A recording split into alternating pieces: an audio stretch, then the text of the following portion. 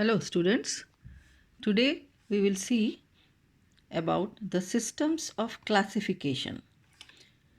There are two systems of classification, artificial system and natural system. Artificial system, the system of classification based on one or a few superficial characteristics of a group like size, body parts, and lifespan is called artificial system of classification. This system was used in early days.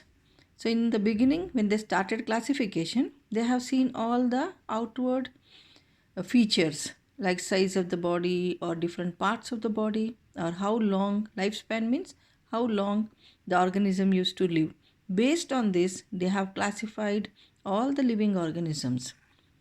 In this classification, different organisms were grouped together based on artificial characteristics, although they may be very different otherwise. For example, a mango plant and a pine plant were grouped together as trees on the basis of their size. Have you all seen the mango plant? Yes. So it looks quite broad, and if you see the pine plant, it is a thin long plant with few leaves on the top. So these are two different, but still they are called as trees. However, they have a large number of different features. Similarly, for animals, grouping was based on the presence or absence of wings, which can only indicate whether an animal can fly or not. It cannot differentiate between birds, insects, and bats. So these three organisms have wings to fly. So they were categorized in one group, and the others who can't fly were categorized in another group. Aristotle, so he was the first one to do this classification. Aristotle, a Greek philosopher, was the first person to classify animals.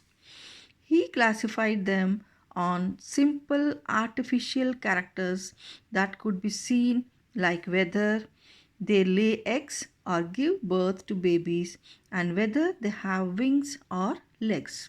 So these are all outward characters which we are called as artificial characters. Then the next person is Theophrastus, was the first person to classify plants on the basis of their size. He was Aristotle's pupil. So you can see here Theophrastus. Now, natural system. The second way of classification is natural system.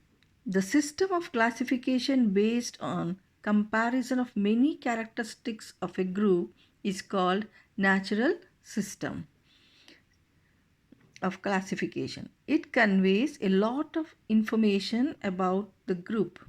It takes into account many characters such as external structure, internal structure, growth, development, reproduction, and life process.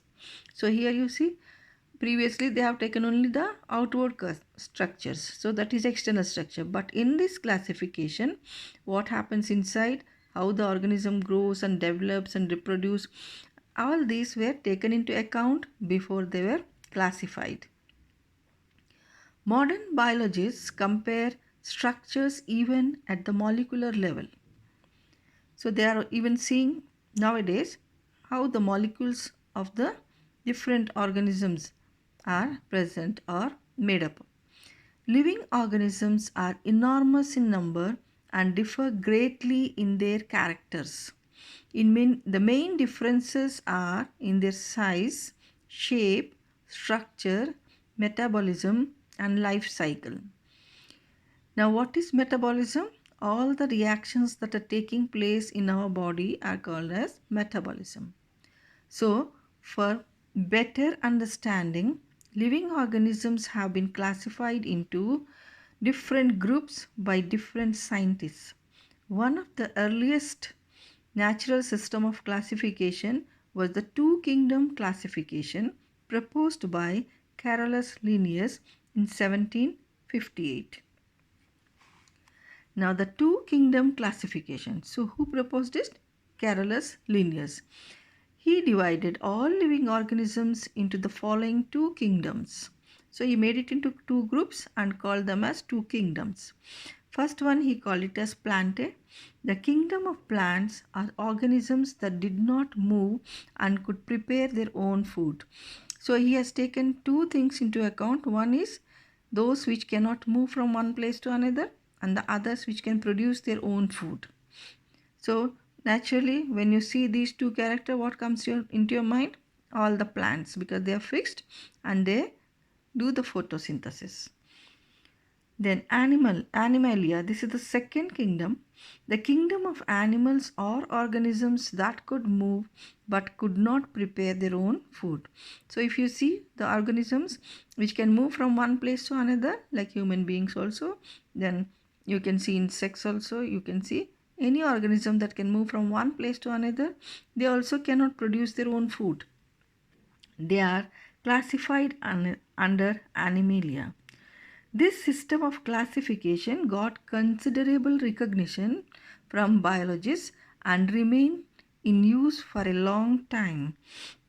However, as more and more information started emerging on the various groups of plants and animals, the two kingdom system was found to be inadequate.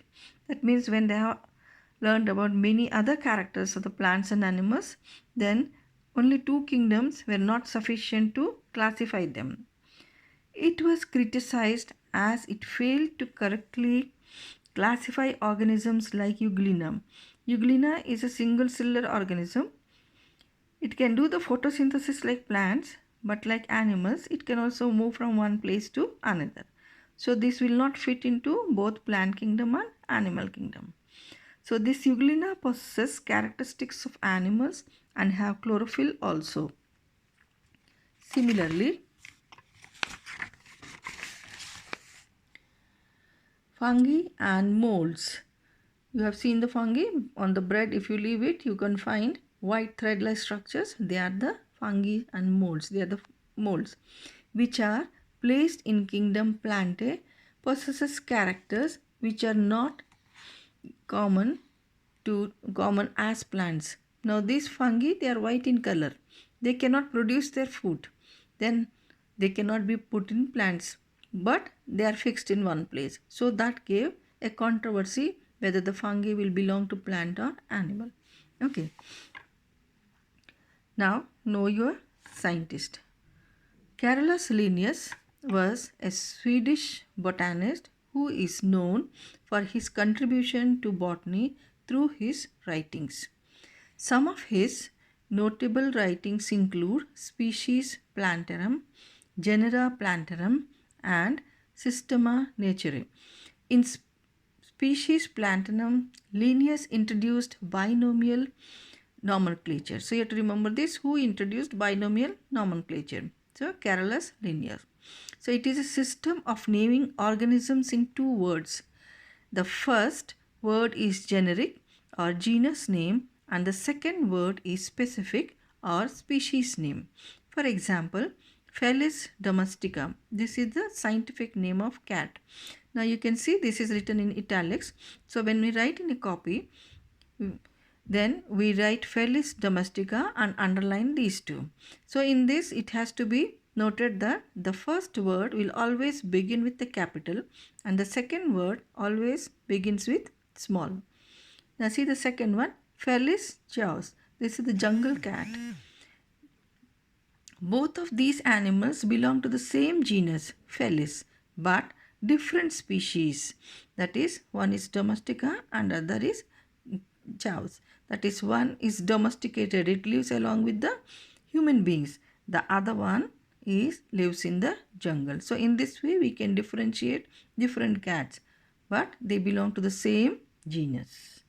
I hope you have understood the two kingdom classification and how to write the scientific name or the botanical binomial nomenclature. Okay girls.